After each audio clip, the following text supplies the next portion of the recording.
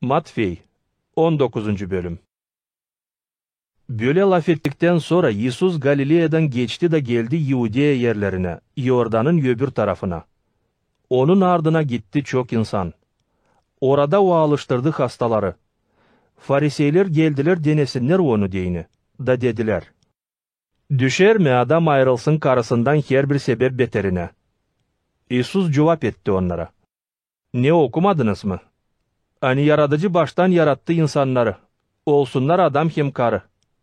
Da dedi: Onuştan bırakacak adam babasını hem anasını. Da birleşecek karısından. İkisi bir güğüde olacak. Bu takım olacaklar değil ki, ama bir güğüde. Öyle ki ne Allah birleştirdi, insan onu ayırmasın." Onlar sordular: "Öyleyse niçin Moisey ısmarladı, koca versin karısına ayrılmak yadı, da ayrılsın ondan?" İsus cevap etti onlara: "Sizin inatlığınızın beterine izin verdi Moisey ayrılasınız karılarınızdan. Ama baştan değil de öyle. Ben size derim, her bir adam, hangisi ayrılır karısından değil hayırsızlık beterine, da evlenir başkasına, orospoluk yapar. Kim de evlenir kocasından ayrılmış karıya, o da orospoluk yapar." Onun yürenicileri dediler: "Eğer böyle durarsaydı işler karı kocayla, o zaman daha iyi hiç evlenmemeye." O cevap etti onlara: "Hepsi kabul edemer bunu, ama sadece onlar kime verili? Zere var yevnuhlar, doğmaktan yevnuh. Var insandan yapılı yevnuhlar. Hem var yevnuhlar, angları kendi kendilerini yevnuh yaptılar gök padişahlığı için. Kim kabul edebilir bunu, o kabul etsin."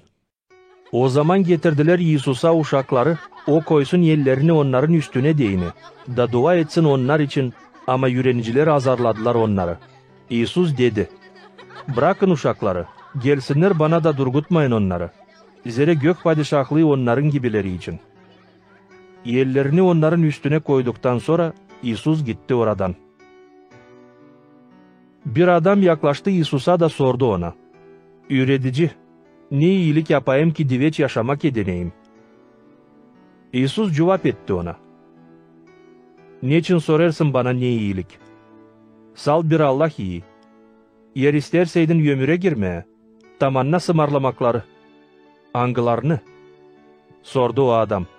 İsus cevap etti: "Öldürmeyesin, orospuluk yapmayasın, çalmayasın, yalancı şahit olmayasın, babanı ananı ikramlayasın, hem yakın olanını, nice kendini sevesin."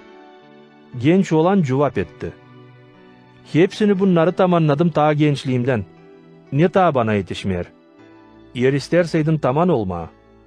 Git da sat varlığını pay et fukaralara, da olacak haznan gökte. Sonra gel de izle beni."